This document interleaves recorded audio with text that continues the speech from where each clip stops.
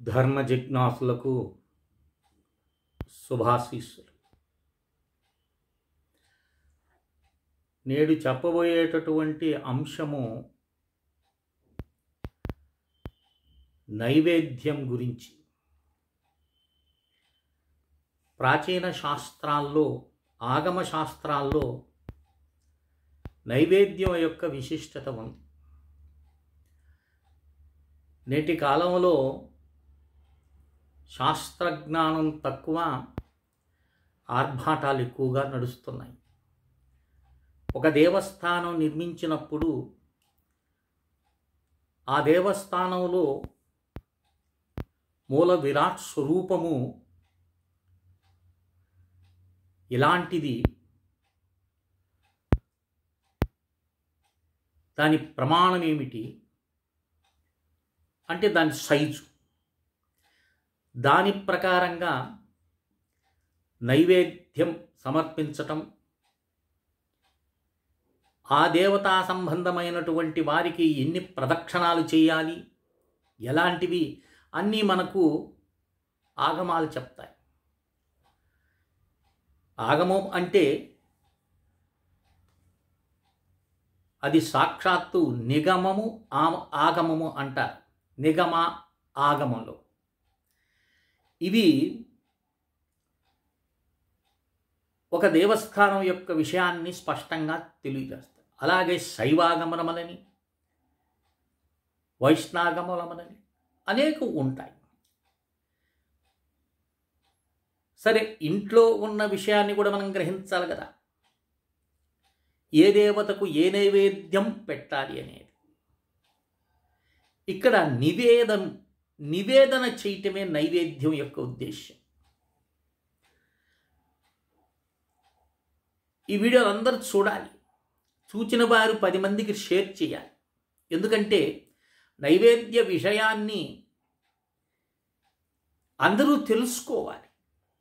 సనాతన ధర్మంలో అనేక మంది అనేకమైనటువంటి విషయాలు చెప్తూ ఉన్నారు. 1000 మంది వింటే ఏ ఒక్కరో 2-3 గ్రహించి దాన్ని అనుసరించే ప్రయత్నం చేస్తారు. ఇక్కడ మనకు మొట్టమొదటగా మనకు వినాయకుడికి ఏ నైవేద్యం పెట్టాలి అనేది ఒక విశేషమైనటువంటి సంశయాలు ఉంటాయి. అనేకమైన పదార్థాలు పెడతారు. నువ్వు ఏ పదార్థం పెట్టినప్పటికీ కూడా వినాయకుడికి పెట్టేటటువంటి నైవేద్యంలో ఉప్పు ఉండకూడదు అని మనకు శాస్త్రం చెప్తుంది. అలాగే నైవేద్యంలో వినాయకుడికి అత్యంత ప్రియమైనటువంటివి మోదుకలు. ఈ మోదుకలు మనం ఏవేవో చేస్తుంటాం. ఉదకః మోదుకః అంటే ఉదక స్పర్శ లేకుండా చేసేటటువంటి వాటిని మోదుకలు అంటారు. అంటే చిమ్మిరి ఉండదు, ఉప్పు ఉండదు కదండి. అలాంటివి నైవేద్యం గణపతికి మనం సమర్పించాలి. ఇక అమ్మవారికి వస్తే ఎక్కువగా తల్లినే పూజిస్తుంటాం. భిన్న భిన్న రూపాల్లో అమ్మవారిని పూజిస్తుంటాం. ఈ అమ్మవారికి పెట్టేటటువంటి నైవేద్యంలో ప్రధానమైనటువంటిది, అంటే ఏమీ పెట్టలేనటువంటి శక్తి లేనటువంటి వాళ్ళు ఒక గ్లాసు పాలు పెట్టినా అమ్మ సంతోషిస్తుంది. ఇక అనేకమైనటువంటి అన్నములు, పాయసాన్నమని, గూడాన్నమని, హరిత్రాన్నమని, ఘృతాన్నమని, చిత్రాన్నమని, ఇలా అన్నంతో సంబంధమైనటువంటివన్నింటినీ కూడా అమ్మవారికి నివేదన చేయవచ్చు. ఇక సర్వదేవతలకు కూడా, ఇప్పుడు మహావిష్ణువు అనుకున్నాం అనుకో, ఆయనకి ఏం చెప్తాం మనం? వడపప్పు పెడతాము, పానకం పెడతాం విష్ణు స్వరూపాలకి. హనుమంతుడికి కదరీఫలాలు పెడతాం. ఇలా అన్ని దేవతలు కూడా గ్రహించగలిగే ఏకైక ప్రసాదం ఏమిటంటే పూర్ణ ఫలము, అంటే నారికేళం, కొబ్బరి. ఈ కొబ్బరికాయ అనేటటువంటిది నైవేద్యంగా మనం వారికి పెట్టవచ్చు. ఇక్కడ మనకేం చెప్తుందంటే నైవేద్యం యొక్క విశిష్టతను శాస్త్రం చెప్తుంది. చూడండి, పూజితం హ్యశనం నిత్యం బలమూర్జం చ యశ్చతిం అపూజితం తు యద్భుక్త ముభయం నాశయేదిదం. అంటే దైవార్పణ చేసినటువంటి అన్నము, అంటే స్వామివారికి సమర్పించినటువంటి అన్నం, అది శరీరానికి బలాన్ని, పవిత్రతను, పాప నిర్మూలన చేస్తుంది. ఎందుకంటే గీతాచార్యుల వారు కూడా అంటారు, మనకు భగవతర్పితమైనటువంటిది యజ్ఞశిష్టాశినస్తంతో ముశ్చంతే సర్వ కిల్బిషై అంటారు. అంటే యజ్ఞం చేయగా మిగిలినటువంటి యజ్ఞశేషాన్ని భుజించేటటువంటి వాడు సమస్తమైన పాపము నుండి ముక్తుడవుతాడని. ఇక్కడ ఏ పదార్థం చేసినా మనము పరమాత్మకు సమర్పించి తీసుకున్నాం అనుకోండి, అది శరీరానికి బలాన్ని, తేజస్సుని ప్రసాదిస్తాయి, శుద్ధిని ప్రసాదిస్తాయి, శరీరం పవిత్రంగా ఉంటుంది. అందుకే కదండి భోజన సమయంలో ఏం చేస్తాం మనం? బ్రహ్మార్పణం బ్రహ్మహవి బ్రహ్మజ్ఞో బ్రహ్మణాహుతం బ్రహ్మైవతేన గంతవ్యం బ్రహ్మకర్మ సమారభేత్ అనేటటువంటి మంత్రాన్ని మనం చదువుకొని పఠించి, అహం వైశ్వానరో భూత్వ ప్రాణినాం దేహమాశ్రయ ప్రాణాపాన సమాయుక్తోపచాన్నాం చతుర్విధం అనేటటువంటి మంత్రాన్ని చేసుకొని, గాయత్రి మంత్రంతో పరిశేషణం చేసుకొని ఆ భోజనాన్ని మనం గ్రహిస్తాం. అది బలాన్ని, తేజస్సుని, శక్తిని, ఆరోగ్యాన్ని ప్రసాదిస్తుంది. అన్నం యొక్క విశిష్టత అట్లా ఉంటుంది. కనుక ఇక్కడ మనము అలా కాకుండా యథేచ్ఛగా లభించిన పదార్థాన్ని మనం భోజించేసామనుకో, శరీరము శక్తిహీనత, మనసు అపవిత్రం, ఎప్పుడు కూడా చెడు ఆలోచనలే చేస్తుంటుంది మనస్సు, పవిత్ర భావం దానికి రాదు. ఎందుకంటే పదార్థంలో ఉన్నటువంటి కొంత భాగంతో మనసు ఉద్ధృతి చెందుతూ ఉంటుంది. కనుక భగవదర్పితమైనటువంటి ప్రసాదం స్వీకరించేమనుకో ఎంత గొప్పగా ఉంటుంది. అలాగే ఇక్కడ చెప్తాం, నైవేద్యాం పురతోన్యహస్తాం చక్షుషా గుహ్యతే మయా రసంచాదాస జక్వయాం మస్నామి కమలోద్భవ అంటాడు. బ్రహ్మతో అంటున్నాడు ఈ విష్ణువు, ఓ బ్రహ్మ, మానవుడు పెట్టినటువంటి నైవేద్యం ఏదైతే ఉంటుందో నేను దాన్ని కంటితోనే గ్రహిస్తాను అన్నాడు. స్వామివారి యొక్క కంటి చూపు దాని మీద పడుతుంది కాబట్టి, ప్రసరణ అవుతుంది కాబట్టి అది ప్రసాదమైంది. అంత తాగిందే కాదు. రసోవై బ్రహ్మ అన్నాడు. రసాన్ని గ్రహించేటటువంటి వాడు బ్రహ్మస్వరూపుడైన పరమాత్మ. అది ఎలా గ్రహిస్తాడు అంటే, ఎవరైతే ఆ ప్రసాదాన్ని కళ్ళకి అద్దుకొని నోట్లో వేసుకుంటాడో ఆయన సర్వ హృదయంలో ఉన్నాడు కనుక, సమస్త ప్రాణి హృదయంలో నిండినటువంటి వాడు కాబట్టి అక్కడ నుండి జిహ్వద్వారా, అదే చెప్తున్నాడు, దాసా జిహ్వయామ్యస్నామి, జిహ్వద్వారా నేను దాన్ని గ్రహిస్తున్నాను అన్నా. కనుక ప్రసాదం పట్ల ఎంత గౌరవభావం మనకు చూపిస్తుందండి. ఇలాంటి పవిత్రమైనటువంటి భావన కలిగినటువంటి ప్రసాదాన్ని తీసుకోవాలన్నా అనేక జన్మార్జిత పుణ్యం ఉంటే కానీ, పాపం చేత పూర్తిగా నకసిక పర్యంతం పాపంతో నిండినటువంటి వాడు భగవత్ ప్రసాదాన్ని గ్రహించలేడు, తిరస్కరిస్తాడు, రుచించదు వాడికి. అదే చెప్తారు కదా, కుక్కకి తేనె నవ్వుతుందా? కుక్క ముందు తేనె పెట్టేవానికి నాకుతుంది, అదే నాకుదు. అలాగే పాపాత్ముడికి ప్రసాదము, ఎందుకంటే నిరంతరం నేను పాపిని పాపిని పాపిని అనేటటువంటి పాట పాడేటటువంటి వాడికి యద్భావం తద్భవతి అన్నారు. అలాంటి పాపిష్ఠుడికి ప్రసాదము రుచించదు, పెట్టకూడదు కూడా అలాంటి పాపాత్ములకి. కనుక ప్రసాదము యొక్క గొప్పతనాన్ని మనం గ్రహించాలి. ఇక చూడండి, ఇక్కడ ఈ ప్రసాదాన్ని జహ్వాగ్రంతో గ్రహించినటువంటి వాడు స్వయంగా పరమాత్మని మనం తెలుసుకున్నాం. నైవేద్యం అనేది రెండు విధాలుగా ఉంటుంది.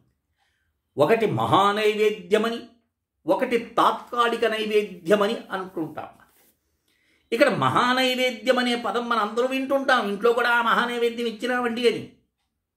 కాదు, అది ఒక్క దేవస్థానంలో ఉండేటటువంటి ఆ మూర్తులకి మాత్రమే. ఇందాక చెప్పుకున్నాం కదా, ఏ ఏ దేవస్థానంలో ఆ యొక్క విగ్రహం యొక్క ప్రామాణ్యం బట్టి నైవేద్యం అనేది సమర్పించడం జరుగుతుంది. మీరు చూస్తుంటారు, దేవాదాయ శాఖ వారు స్వామివారికి ఇన్ని భూములున్నాయి, ఇన్ని భూములు ఆయనకి ఎందుకయ్యా, భగవంతుడే కదా, ఆయన తినేది ఇంత కదా అని మనకు ఏదేదో దుష్ప్రచారం చేస్తుంటారు. కానీ ఈ విషయాన్ని విన్న తర్వాత మీకు అర్థమవుతుంది,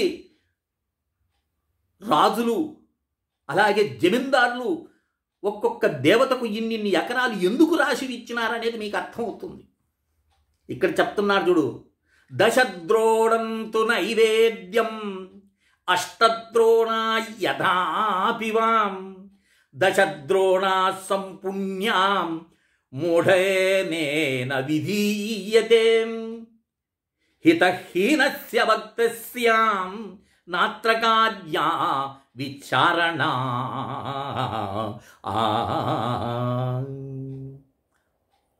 ఏమండి, దశద్రోణంతు నైవేద్యం అన్నాడు ఇక్కడ.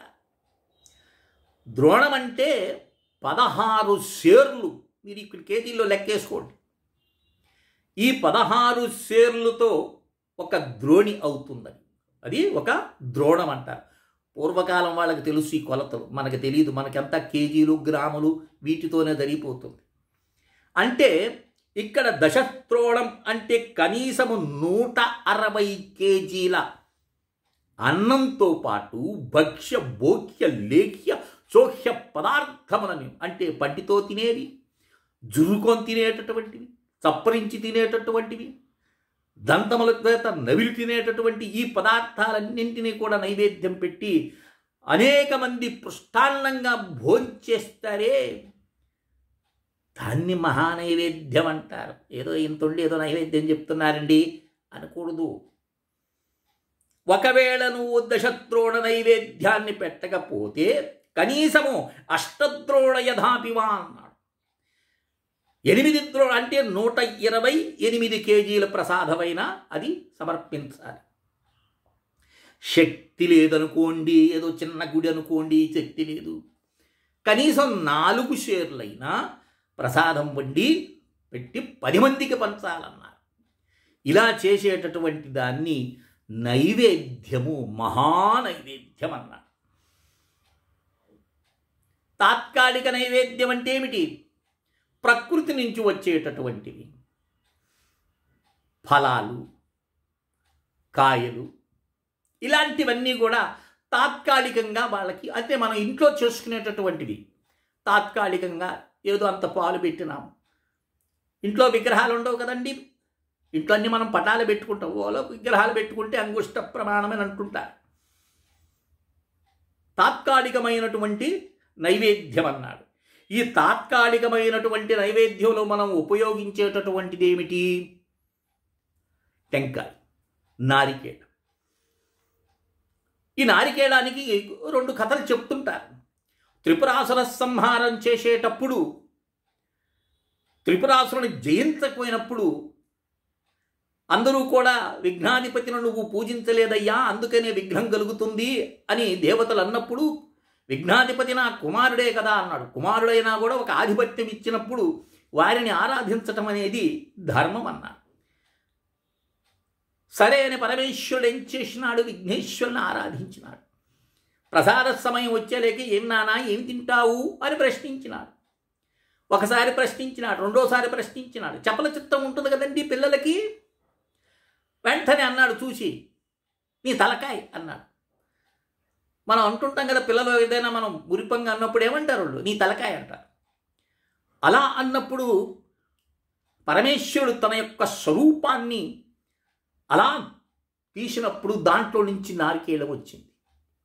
అదే జటలు. అలాగే మరి పరమేశ్వరుని దగ్గర విష్ణుమూర్తి కూడా ఉంటాడు కదండి, దాంట్లో తెల్లటి కొబ్బరి విష్ణువు యొక్క స్వరూపం. మరి ఇక వీళ్ళిద్దరు వచ్చినప్పుడు వీళ్ళిద్దరికి మూలమైనటువంటి గంగమ్మ స్త్రీ ఆమె నీటి స్వరూపంలో దానికి దిగింది.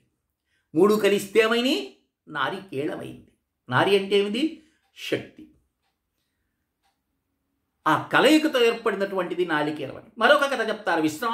విశ్వామిత్రుడు సృష్టిని చేసినాడు, సృష్టికి సృష్టి చేసినాడు. ఆ సమయంలో మానవుడికి ప్రతీతగా ఈ యొక్క నారికేళాన్ని సృష్టించినాడు. చూడండి, మానవ దేహంలో మొట్టమొదటిగా కనిపించేటటువంటిది అన్నమయ కోశం. ఈ అన్నమయ కోశంలో ప్రాణమయ కోశం ఉంటుంది. ఈ ప్రాణమయ కోశము మనోమయ కోశంలో ఉంటుంది. ఈ మనోమయ కోశము విజ్ఞానమయ కోశం ఉంటుంది. ఈ విజ్ఞానమయ కోశంలో ఆనందమయ కోశం, అంటే పంచకోశములతో ఈ మానవ దేహం ఉంటుంది. ఇట్టి మానవ దేహాన్ని భగవంతుడికి అర్పించటం ఎలా అని విశ్వామిత్రుడు నారికేళాన్ని సృష్టించినాడు. దీంట్లో కూడా పంచకోశములు ఉన్నాయి. మొట్టమొదటిగా కనిపించేటటువంటి పచ్చటి చర్మం ఉంటుంది కదండి, అది ఒక కోశం. అలాగే మధ్యలో పీచు ఉంటుంది, అదొక కోశం. ఆ తర్వాత గట్టిగా టెంక్ ఉంటుంది, అదొక కోశం. లోపల మెత్తటి కొబ్బరి ఉంటుంది, అదొక కోశం. ద్రవరూపమైనటువంటి నీరు మరొక కోశం. ఎన్నైనా 5 కోశం. ఈ 5 కోశములతో మనము పరమాత్మకు అర్పించినంటే తనను తనుగా అర్పించుకున్నటువంటి భావన ప్రసాదం నైవేద్యంగా ఉంటుంది. ఆ కొట్టినప్పుడు ఎలా కొట్టాలి, అది ఎలా పగలాలి అనేటటువంటిది కూడా శాస్త్రం మనకు చెప్తుంది. అదే చెప్తున్నాడు, గుణాంశావోర్ధ్వభాగస్యాం దధోభాగం కరాంశకహాం బహుదా స్ఫటితే తస్మిన్ ధనధాన్యాం వినాశనం వక్రే సతీం మహాక్షేమః దీర్ఘప్రహరార్భయం. టెంకాయ ఎప్పుడూ కూడా సమంగా పగలకూడదు అని మనకి ఇక్కడ చెప్తున్నారు. ఏ భాగంలో అయితే నువ్వు పట్టుకొని కొడుతున్నావో, అంటే పిలక ఉంటుంది కదండి, ఆ పిలక ఉండేటటువంటి భాగము ఎక్కువగా ఉండి ముందు భాగము అది తక్కువగా ఉండాలి. అంటే 2 భాగాలు, అది 3 భాగాలు నీ చేతిలో ఉండాలి. అలా కొడితే నైవేద్యాన్ని స్వీకరిస్తారు. అది శుభప్రదమైనటువంటిదిగా భావిస్తారు. అలా కాకుండా కొంతమంది కొడతారు, విచ్ఛిన్నమైపోతుంది, అది సరికాదంటారు.